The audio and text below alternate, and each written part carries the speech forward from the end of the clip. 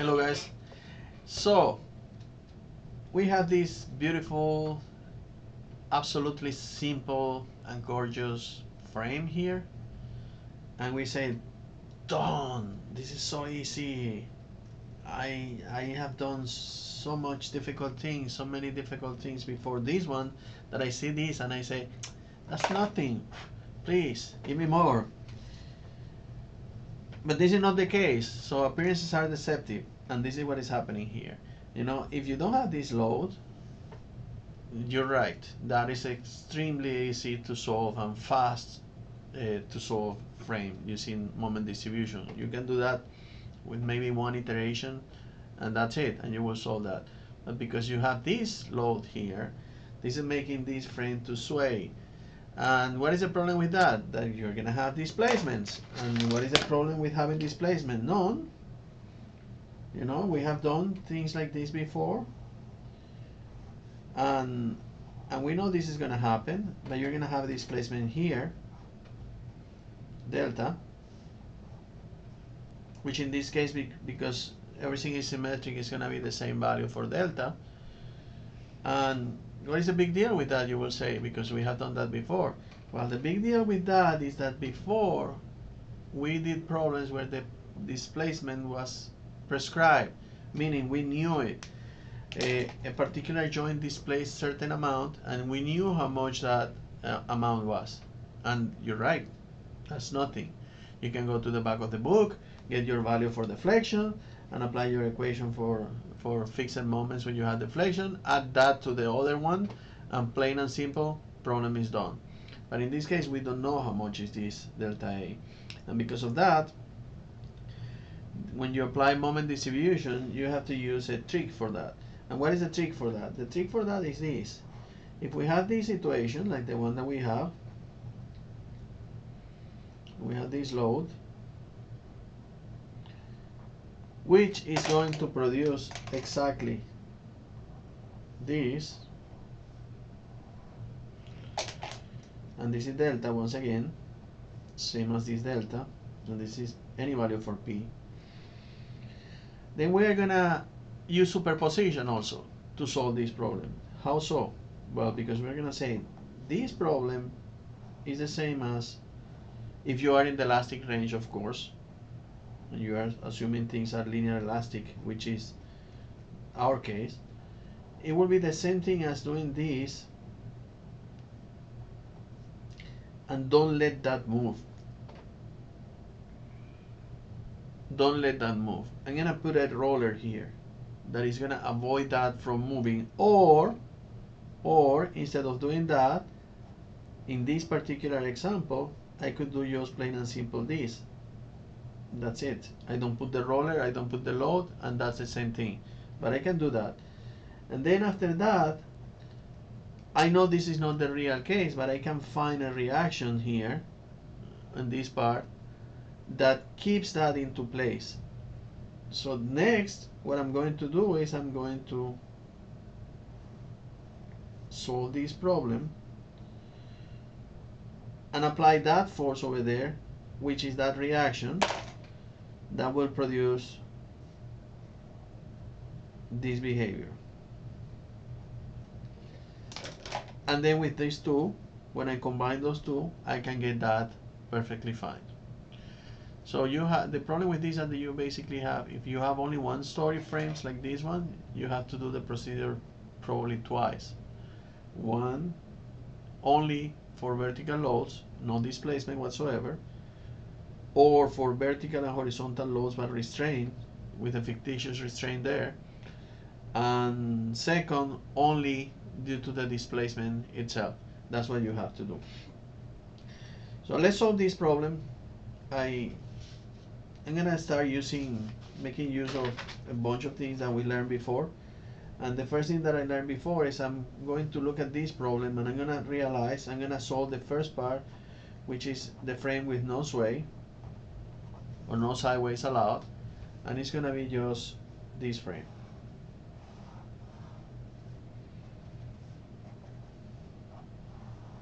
That.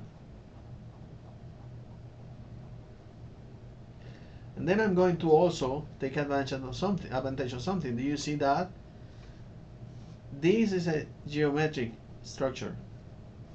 It's geometric in loads, and it's geometric also in the geometry itself, and that's not a redundancy, by the way.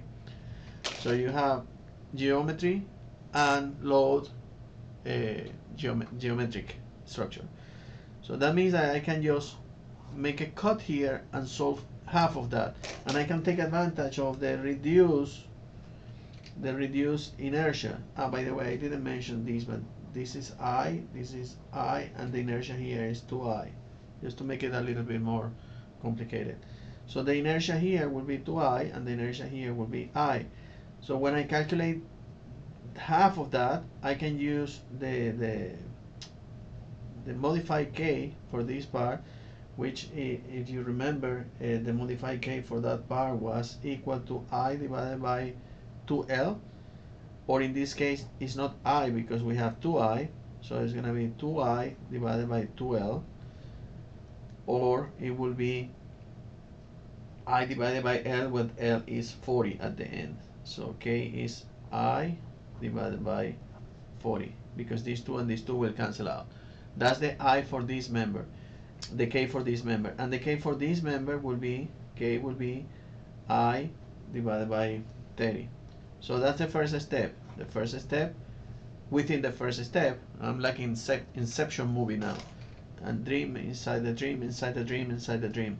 But the first step, let's say 1.8, will be calculating the stiffness. Now we have the stiffness. Now the second step will be calculating the distribution factors. What are the distribution factors?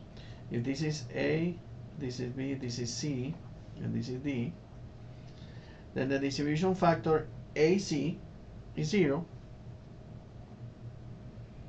because it's a fixed support, and then the distribution factor CA will be I divided by 30 divided by the summation of both K, so I divided by 30 plus I divided by 40. But if we use this method, then we get 0.571 as our distribution factor for CA, not CE. What did I put here? CE. That's Spanish and me speaking. So the distribution factor now, CD, will be I divided by 40 divided by I divided by 40 plus I divided by 30. So the distribution factor CD will be 0.429. There you go. Now I have both distribution factors, this and that. Good. Now we proceed to do the iterations that we need to do. What are the iterations that we need to do? Well, you put here our joint, like we always do, our joint A. So this is gonna be AC, and then here I'm going to have CA and CD. So I'm going to have here CA and CD. And then here I will have, I don't know, DC.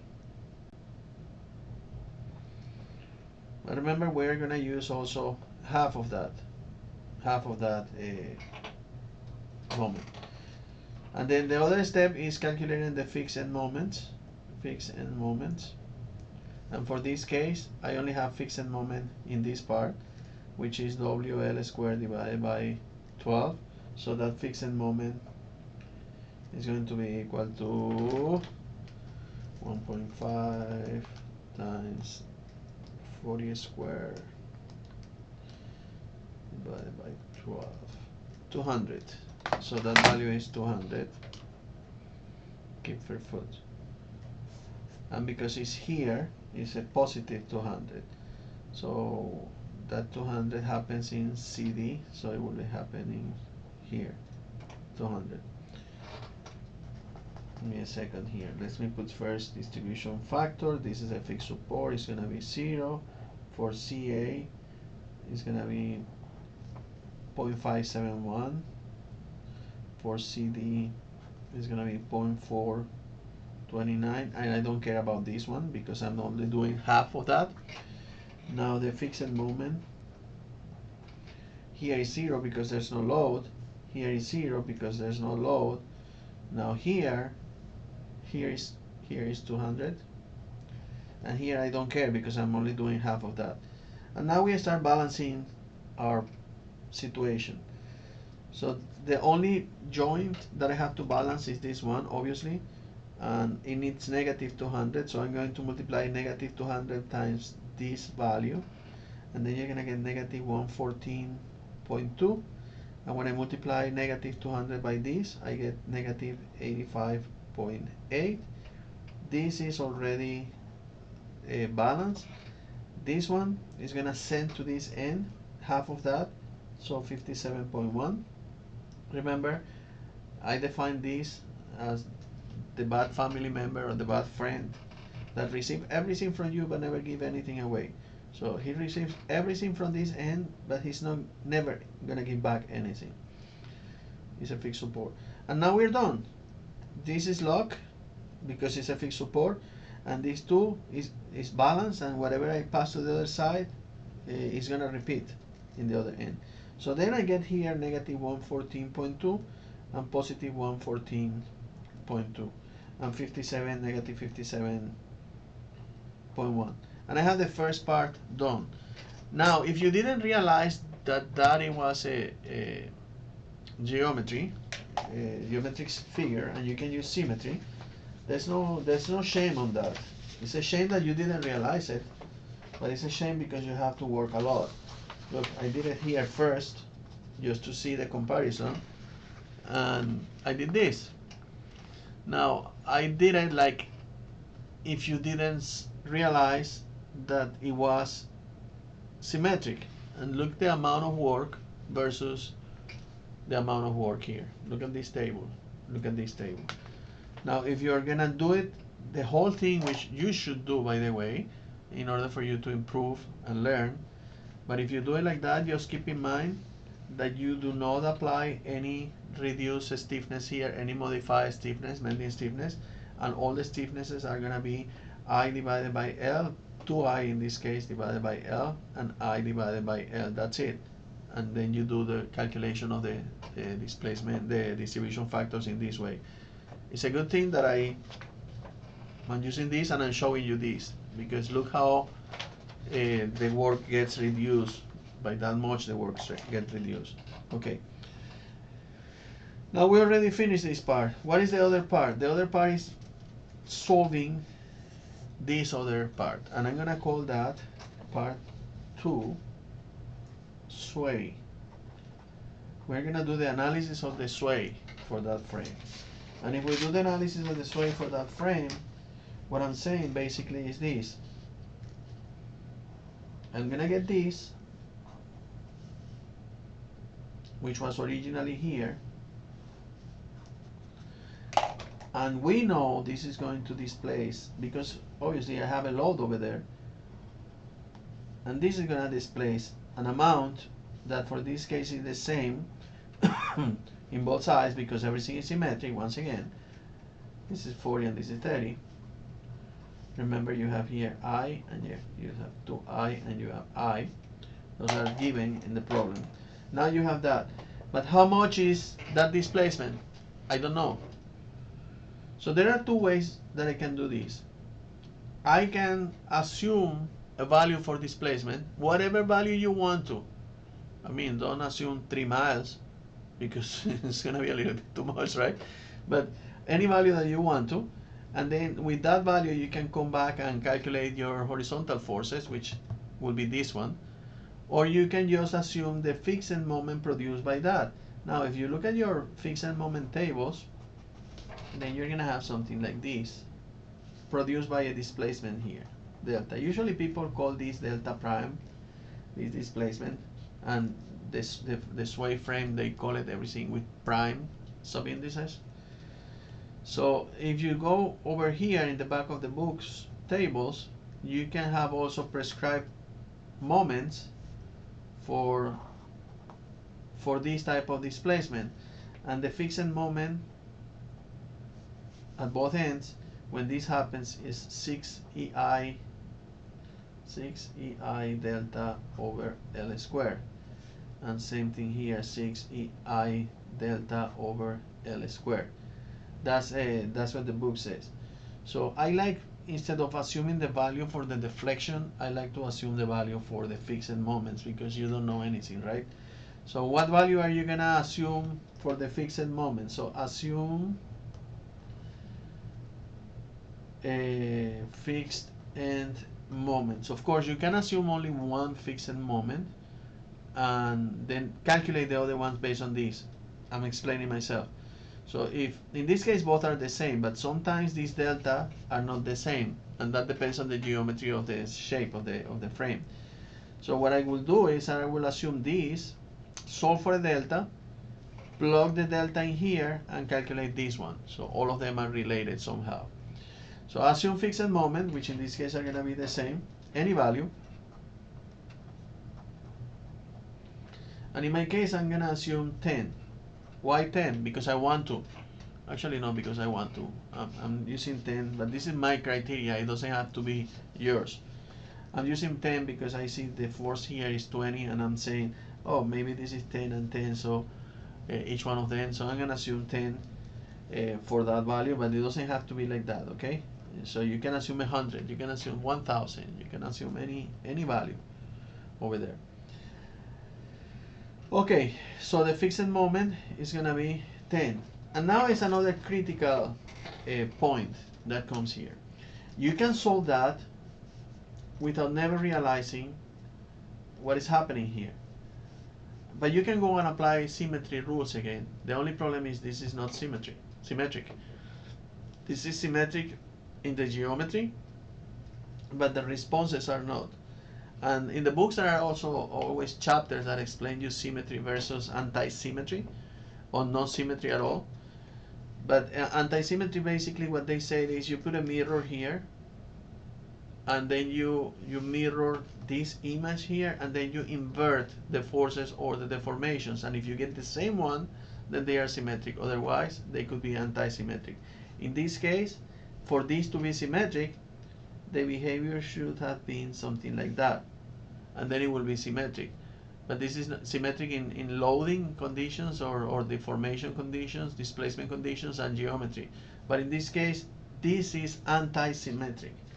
And of course it takes a little bit of training to realize that this is anti-symmetry.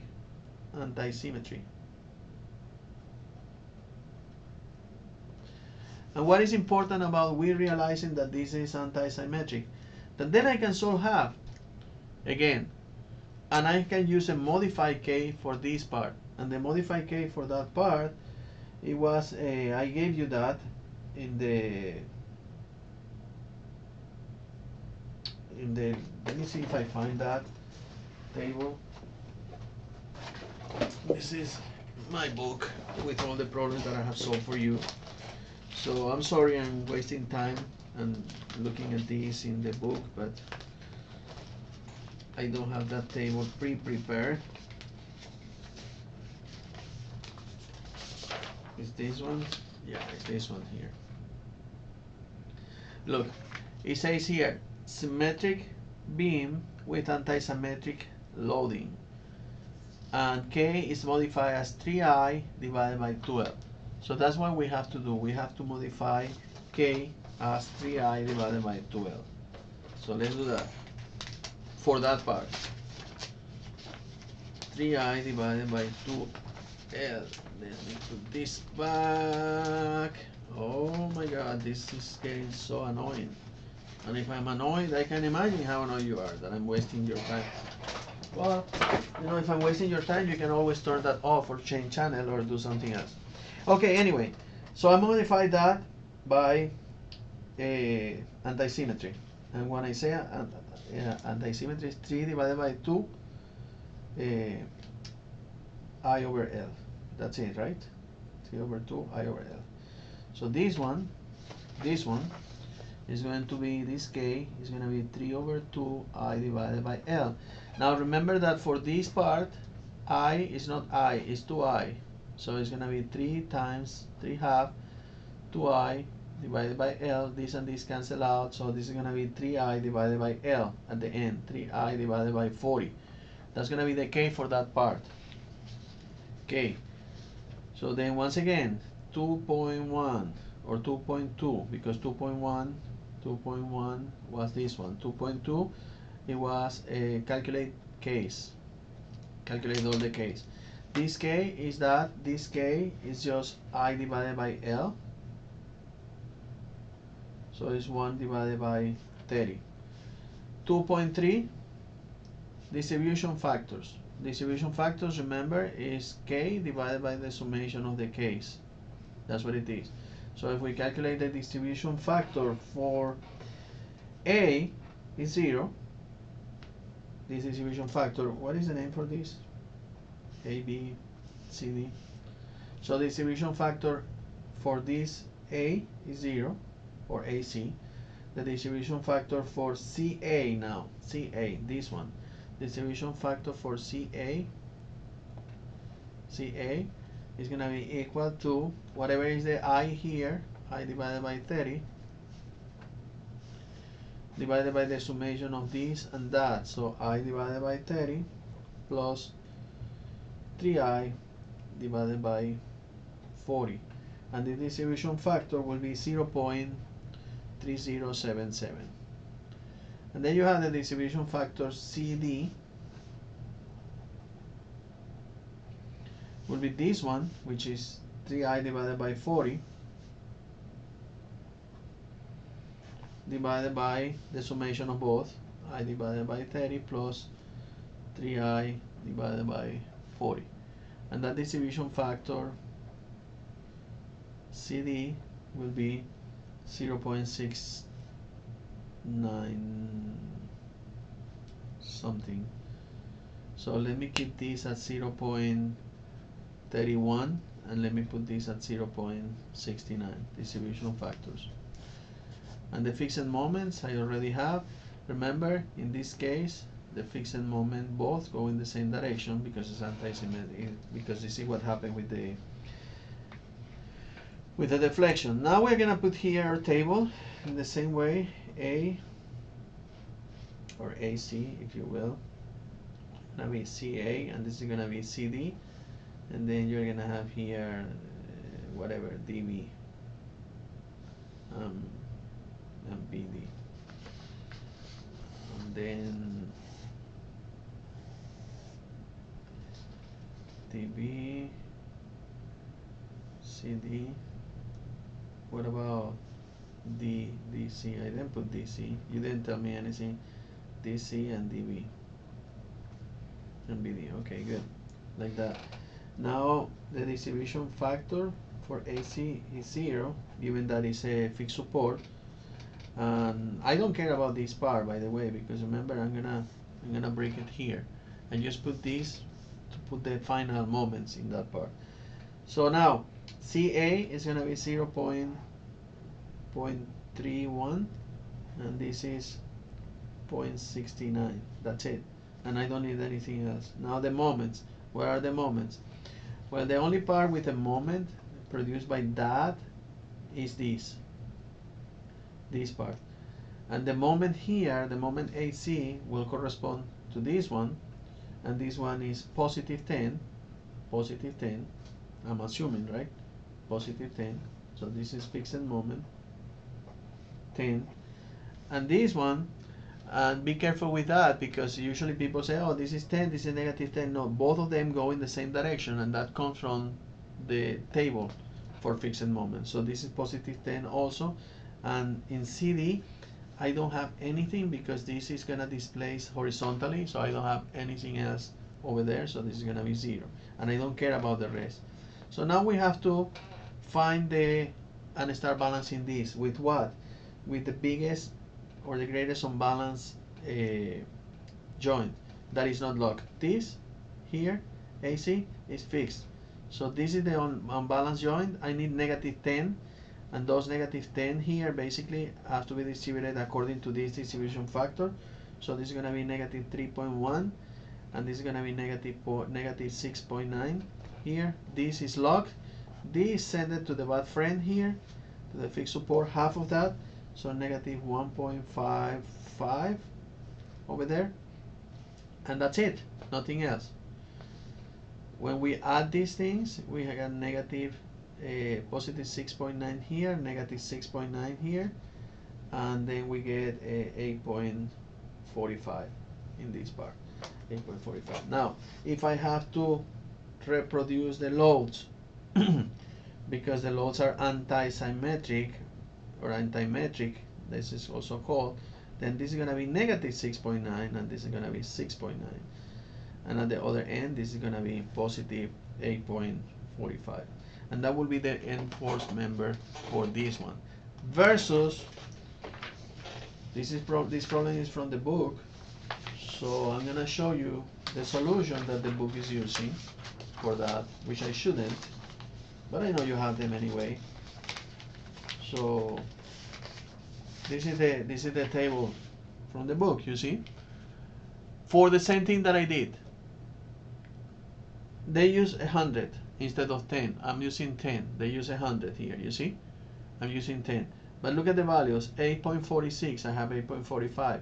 6.93, I have 6.9. Big deal. Big deal. So the same values, but look at the amount of work in this versus the amount of work into that. That's what I'm trying to tell you. So now we have that. Now comes the coupling of the system. That's what we have to do. We have to couple both systems now. And this part is really easy also, but it needs a little bit of explanation from my part. So what happened here is this. I found these values based on an arbitrary fixed moment that I decided to be 100. But this is not correct. So now I want to know how much should be the force here that will produce that displacement that I arbitrarily chose by using the fixed moment. So in other words, what you have to do is this. Now you come here and you're going to study this with these values. So you're going to put here your 8.45, and this is the member AC. This distance is 30 feet. Right there. So you put the 8.45, and then you put this value, which is 6.9 in the same direction, 6.9, like that. And then you're gonna have to calculate this value, which is called the shear at the joint A, and you put a prime just for identifying that this is coming from the fictitious way that we are studying here. And then you have here also the value at C in this part, the value at C. And then you do summation of moments at A, for example, equals 0. And in order to calculate this, so if I that, which is the same thing here, by the way, it's going to be the same thing here in the other end. So if I do that, then what is going to happen here is 1, 2. No, this is going to the other way, right? 1, 2, 3 in this way. This is going in this way. But it doesn't matter. It will tell me in what way it's going to. So then I do that. 6.9 plus 8.45 minus BC prime times 30 equals 0. So you can calculate the BC prime, and the BC prime is going to be 6.9 plus 8.45 divided by 30. That's going to be 0.512. 0.512. And if I do the same thing with the other leg, which is here, in order to calculate the other horizontal force here, So it's gonna happen the same thing. Then I'm gonna have this value here, VD prime, and this is gonna be the moments is gonna be 6.9, and this is gonna be 8.45, and this is gonna be the value for VB prime, and this is 30. I'm just using the other leg, okay? I'm doing in the other leg this part, and then you can calculate your VD prime equal to 0.512 also, which is the same value here. That means that actually these two forces here, which are acting in this direction, they have to come from somewhere else. And because our frame is just this, if I have a reaction here and I have a reaction here of these values 0.512 and 0.512, then somewhere, and that somewhere is here, because that's what happened for this displacement, right? Somewhere they should exist a load of 1.024, which is the summation of these two here. So that's the load over there. So now basically we are done. Now we can know exactly in how much we have to correct our moments originally. Why? Because I assume a value for fixed moment here, and I calculated these values on my assumption. According to my assumption, I need this force 1.024 that I calculated, but the real actual force is 20. This is the problem that we have originally stated, 20 right here. So then we can correct whatever values we have for moment here. We can correct those values and apply a coefficient in that part. So what we are going to do at the end is this. If I want to calculate the final moment for the frame at AC, then I go here and I say, okay, when this was fixed, this value was negative 57.1. I put there negative 57.1. However, I let it sway. When I let it sway, here, it produced a moment of 8.45. So plus 8.45. But wait a second. That was an assumption that I did. That wasn't real. That assumption was created by a force, that moment was created by a force of this 1.024. But the one that I have is 20. So I just correct this by that ratio, and that will give me the value 107.8 keep fit for that moment. Now the moment CA, you do the same thing, negative 114.2. That was the value that we got, negative 114.2, plus the value that I got here in the correction, which was 6.9 times 20 divided by 1.024, and that value is 20.6. Moment CD equals moment CD here 114.2 positive this case, plus 114.2, but here I got negative 6.9. Well, negative 6.9 it is. So negative 6.9 times 20 divided by 1.024, and that's gonna be equal to negative 20.6. Moment DC. Moment DC will be the moment that I have here at this end. So it will be negative 114.2 plus the value of the moment that I have here at this other end. Okay, moment DC. And the correction, whatever you apply, this is gonna be negative 250. I'm gonna leave this for you to do. A moment dB equals 250 and moment BD equals 223 point for nothing, keep perfect. And I think those are all the moments that you need. I'm once again, I'm not doing this not because of anything. I'm just not doing this because I want you to go and practice how much should be the values with the addition or subtraction of those fictitious values that we calculated and now we have to correct over there. Okay, so I'm gonna try to do another video of this and post it later, but consider it done. So frame with sway, I posted an example, and see you later guys, bye.